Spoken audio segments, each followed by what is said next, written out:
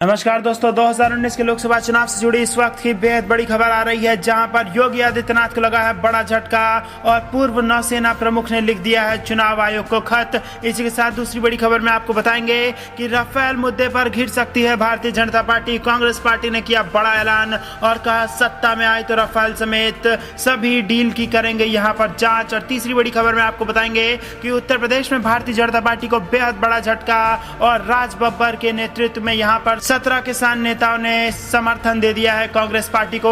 इसी प्रकार की 5 बड़ी खबरों के बारे में आपको बताएंगे, लेकिन उससे पहले आप अभी इस वीडियो को लाइक कर लें और इस लाल बटन को दबा के इस चैनल को फ्री में सब्सक्राइब करके घंटी बजा लें और अपने लोगों तक इस वीडियो को शेयर कीजिए। दरअसल दोस्तों, रुक करते हैं पहली बड़ी खबर की तरफ। सीएम योगी आदित्यनाथ को बड़ा झटका, मोदी की सेना टिप्पणी पर पूर्व नौसेना प्रमुख ने लिखा चुनाव आयोग को खत। दरअसल दोस्तों, आपको बता दें कि पूर्व नौसेना प्रमुख एडमिरल लक्ष्मी नारायण रामदास ने उत्तर प्रदेश के मुख्यमंत्री योगी आदित्यनाथ के मोदी जी की सेना वाले टिप्पणी पर चुनाव आयोग को खत लिखा है। 30 मार्च को गाजियाबाद में आयोजित एक रैली में मुख्यमंत्री योगी आदित्यनाथ ने भारतीय सेना को मोदी जी की सेना कहा था। इस हमले में चुनाव आयोग ने भी डीएम से ऑडियो वीडियो रिकॉर्डिंग की मांग की है। आयोग ने जिला निर्वाचन एवं जिलाधिकारी गाजियाबाद को निर्देश दिया है कि वो मंगलवार की सुबह तक रविवार को हुई सीएम की सभा का वीडियो रिकॉर्डिंग मुहैया कराए। वहीं जिलाधिकारी ऋतु महेश्वरी ने कहा कि सभा से जुड़ी ऑडियो वीडियो रिकॉर्डिंग निकलवा ली गई है, निर्धारित समय अवधि में आयोग को उपलब्ध करा दी जाएगी।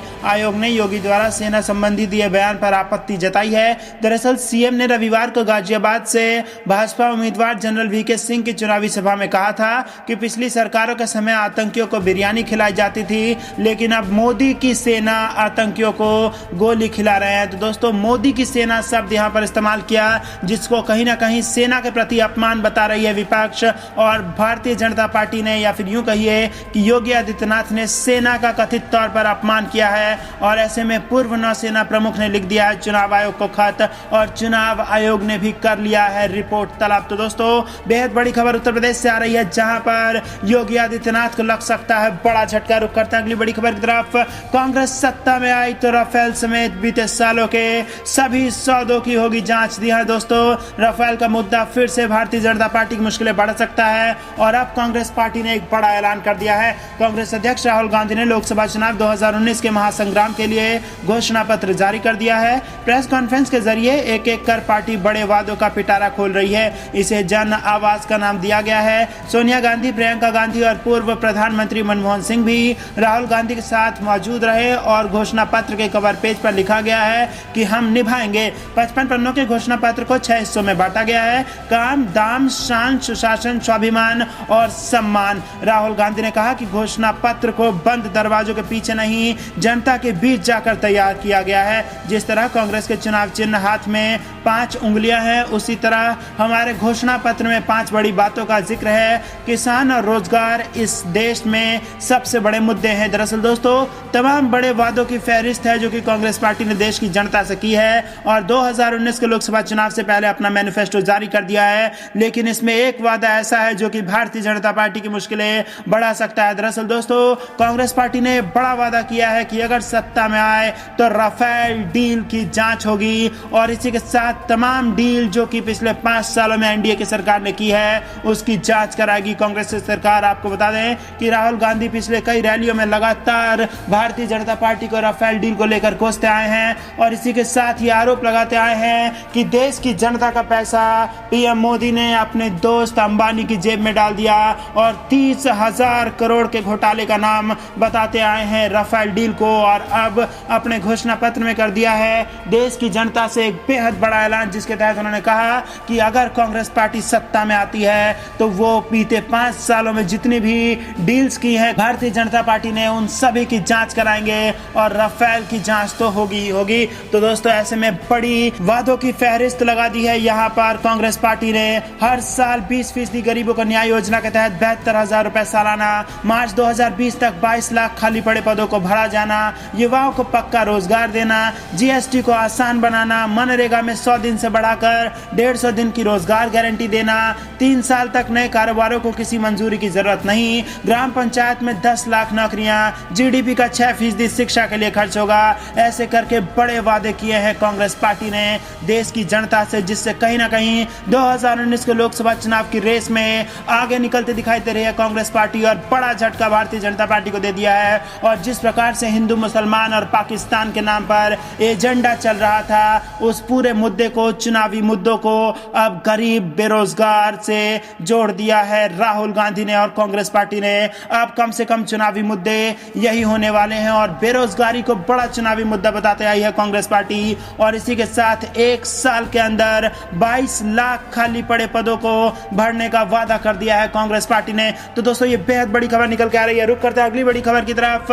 17 किसान नेताओं ने कर दिया है यहाँ पर कांग्रेस पार्टी का समर्थन। दरअसल दोस्तों फतेहपुर सीकरी 2019 के लोकसभा चुनाव में उत्तर प्रदेश की हॉट सीट बनी हुई है, जहां पर बेहद बड़ी खुशखबरी कांग्रेस पार्टी के लिए निकल के आई है, जिसमें आपको बता दें कि राज बब्बर के नेतृत्व में 17 किसानों ने थाम लिया है कांग्रेस पार्टी का हाथ और दे दिया है उनको समर्थन। और इन किसानों ने कहा कि हमें राज बब्बर पर पूरा भरोसा है। पिछले 5 सालों में इन्होंने हमारी पीड़ा को समझा है और हमारा हर संभव मदद करने का इन्होंने आश्वासन दिया है। वहीं भारतीय जनता पार्टी को यहाँ पर बेहद बड़ा झटका लग सकता है, क्योंकि यहाँ से जो उम्मीदवार है राजकुमार चहर, वो अपने आप को किसानों का नेतृत्व करने वाला नेता बताते आए हैं, लेकिन ऐसे में बहुत बड़ा झटका लग सकता है भारतीय जनता पार्टी को, जहां पर 17 किसान नेताओं ने अपना समर्थन सीधा सीधा कांग्रेस पार्टी को दे दिया है, राज बब्बर को दे दिया है। तो ये बेहद बड़ी खबर निकल के आ रही है। किसान कहीं ना कहीं नाराज चल रहा है भारतीय जनता पार्टी से।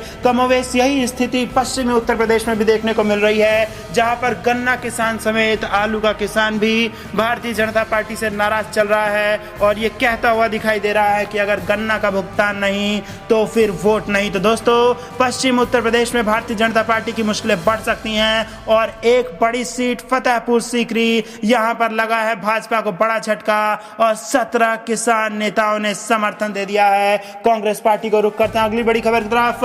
पूर्व प्रधानमंत्री मनमोहन सिंह ने किया दावा, कांग्रेस गरीबी खत्म करके दिखाएगी। दरअसल दोस्तों बेहद बड़ी खबर निकल के आ रही है। आपको बता दें कि कांग्रेस ने लोकसभा चुनाव के लिए अपना घोषणा पत्र मंगलवार को जारी किया। इस मौके पर पूर्व प्रधानमंत्री मनमोहन सिंह ने कहा कि घोषणा पत्र प्रगतिशील अर्थव्यवस्था पर केंद्रित है। वह बताता है कि दीर्घकालीन गरीबी से कैसे छुटकारा पाया जा सकता है। उन्होंने यहाँ मीडिया से कहा कि घोषणा पत्र का उद्देश्य प्रगतिशील अर्थव्यवस्था की दिशा में आगे बढ़ने पर ध्यान देने पर केंद्रित है। सभी चाहते हैं कि भारत एक समृद्ध देश बने, एक ऐसा देश जहां समृद्धि व उत्पादकता साथ साथ बढ़े। मनमोहन सिंह ने कहा कि कांग्रेस का मकसद एक मजबूत, उद्देश्यपूर्ण व आधुनिक बाजार अर्थव्यवस्था बनाना है। उन्होंने कहा कि यह घोषणा पत्र बताता है कि कैसे दीर्घकालीन गरीबी से छुटकारा पाया जाए और लाखों लोगों की उन्नति हो। तो दोस्तों यहाँ पर बेहद बड़ी खबर निकल के आ रही है। जीएसटी को सिरे से बदलने का ऐलान कर दिया है कांग्रेस पार्टी ने। इसी के साथ एक और बड़ा वादा किया है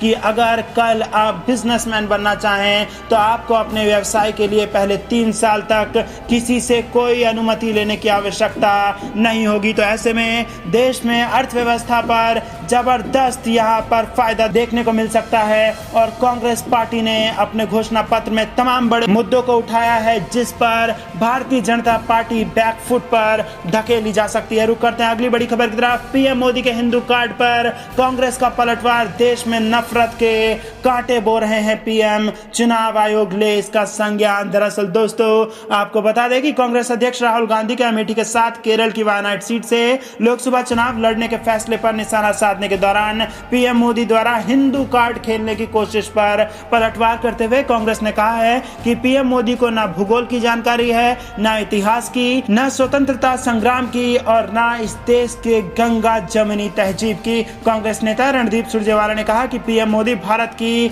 बहुलतावादी, विभिन्न भाषा, वेशभूषा, धर्म, संस्कृति और संस्कारों के गुलदस्ते की जगह अपने छोटे राजनीतिक उद्देश्यों के लिए पूरे देश में नफरत के कांटे बोना चाहते हैं। महाराष्ट्र के वार्धा में पीएम मोदी के भाषण पर करारा जवाब देते हुए रणदीप सुरजेवाला ने कहा कि हार सामने देख बौखलाए और घबराए पीएम मोदी ने आज सभी संवैधानिक प्रावधानों, राजनीतिक मर्यादाओं और सार्वजनिक जीवन की परंपराओं की बलि दे डाली है। सुरजेवाला ने कहा कि मोदी जी ने भारत की सनातन परंपराओं और हिंदू सभ्यता की सभी मान्यताओं को अपमानित किया है। प्रधानमंत्री ने भारतीय संस्कृति का अपमान किया है। कांग्रेस नेता ने कहा कि क्या दक्षिण भारत में हिंदू, ईसाई, मुसलमान, सिख, जैन, बौद्ध नहीं रहते? उत्तर प्रदेश देश का दिल है तो दक्षिण भारत भारत देश की धड़कन है। इसी मानसिकता, इसी सोच, इसी रास्ते पर चलते हुए राहुल गांधी उत्तर से दक्षिण तक, भाषा से भोजन तक, पहनावे से संस्कृति तक संस्कारों को